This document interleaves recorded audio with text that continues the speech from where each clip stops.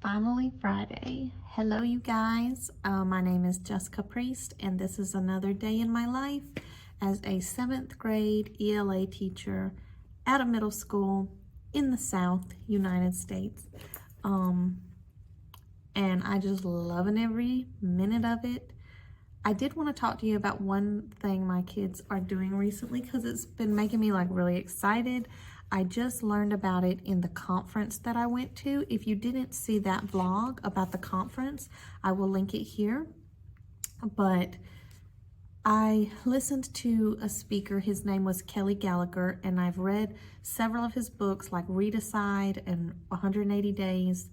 But anyway, he talked about doing independent reading where his students all had different novels, and I'm just going to talk about it is super difficult to get 12 and 13-year-old kids to read actual books cover to cover. So often they will start a book and not finish it, or they'll get several books from the library, they'll never read them, they'll just have them and return them to the library. And just to actually get them to authentically read, that was his title. His title of his session was something about turning fake reading into authentic reading. And so I made my goal for the rest of this year, which it's already March, but for the rest of the year, I want my goal to be how many books can I actually get my students to authentically read when I know that some of them have not read a single book cover to cover in reality since probably elementary school, if ever. So I took my kids to the library like I always do, and I said, this time I really want you to get a book that you are gonna really read cover to cover. And then when we got back, I talked to them. I picked a book myself, Things Fall Apart by Chinua Achebe. And I said, we're gonna go on a journey together, you guys. We are gonna switch lanes a little bit, and I want us to just read some books, and every day we're gonna talk about them. We'll do little lessons, maybe about plot, character traits, setting along the way. But I want us to really read and dig into these books. And they have been very excited about it. I'm not gonna lie, the buy-in that I have had from my students has been amazing. So I wanted to also talk about another feature, and Kelly Gallagher touched on this in his session too, because he used it with his students, and I said, I've used that before. It's Flipgrid. I used Flipgrid the year before COVID when I was doing a personalized learning lesson with my kids, and we all did different World War II novels. But I said, I haven't used it since then. Let me try to use it again. And he reminded me of it. And now it's not called Flipgrid. Now I think it's just called Flip. And I'll put the link right here. But it is an amazing program that basically you give kids the ability to record themselves either on their phones or on their Chromebooks or whatever devices that they have. And the kids really like that. They are all into TikTok, Snapchat, whatever. So the first thing I had them do was I had them introduce their book. So all they did was record themselves. They could do it in the classroom. I let them do it out in the hallway, or they could do it at home if they were, shy or wanted to be by themselves. And so the first thing they had to do was introduce their book. So all they had to do was record themselves showing their book, saying, hey, my name is, and I'm going to read title, author, and then I wanted them to read the summary of their book. And the kids that I wouldn't have expected to really jump on that did, and it was amazing because I wanted to hear them reading out loud. And Kelly Gallagher really touched on that as well. I know I keep saying that, but it's true. This is all idea from him. He's right. When we think of teaching language, it's really 4 components. It's reading and writing, but it's also speaking and listening. And the speaking aspect and the whole concept of fluency, reading aloud really good. Can you read aloud?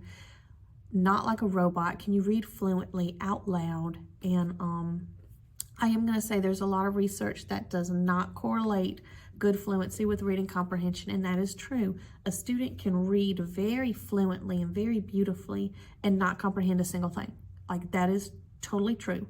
But I did want to give my kids opportunities. So the second flip we did is read one full page of your novel on flip. And if you don't want to record yourself, you can just upload an audio, right? Or you can record the ceiling while you talk. But my kids have loved it, loved it, loved it. Now, the next thing I'm going to do is I'm going to have them do a discussion type flip, where this time not only do they need to record themselves talking about something, and this time I'm going to have a discussion type question. Now they're going to have to record themselves answering the question, and they're going to have to respond to a classmate's video. So I'm going to be pushing them more and more into discussion type stuff with this program and using their books. And guess what? We went to the library on Monday, got books. I've already had students finish their books because I sat down and conferenced with every student, and I put a sticky note in their book, and I said, all right, I want you to make it here by Friday. And let me tell you, I have had so many students come up to me and say, I already got to my sticky note, Miss Priest. I already passed my sticky note, Miss Priest. Is it okay if I read more? And I'm like, heck yeah, it's okay if you read more. And so I've had students come up to me and say, Miss Priest, I already read my book. I read the whole book.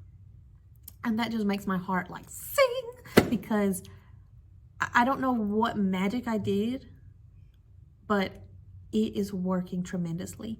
And am I teaching standards? Yes.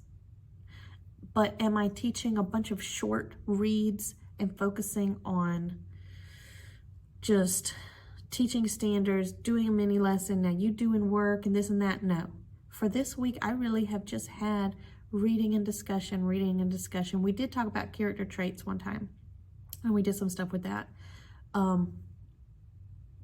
But I still think I'm being successful, and I think my students are being successful, and we are legit having a great time.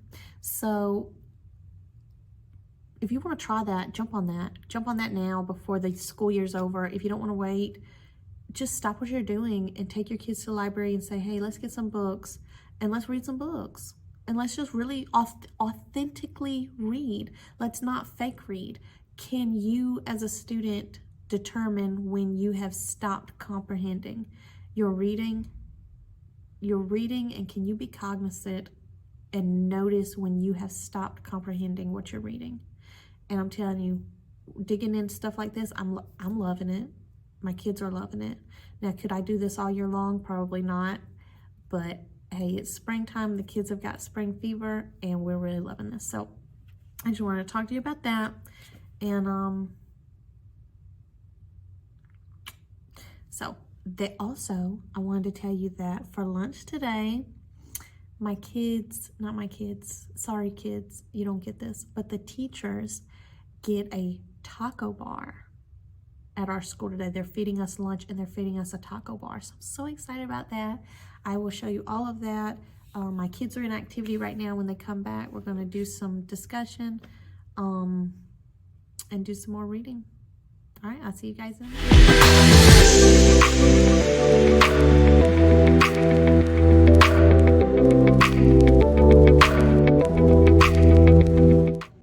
All right, everybody, the day is over.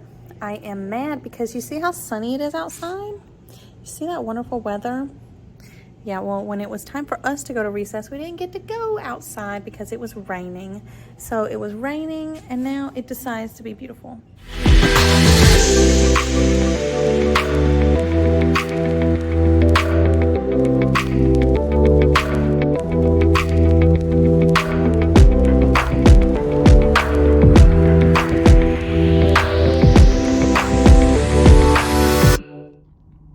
All right, everybody, so the school day is over, and it's Friday, so weekend, but I'm not going to stop the vlog here because right now I'm about to go over to the Seoul Himalayan Salt Cave and Spa and treat myself to a little relaxation in the Zen room. So I'm going to vlog that experience as well, just as a cute little side thing, what teachers do on the weekends or what teachers do Friday after the long week is over with. So I think you guys will enjoy that too.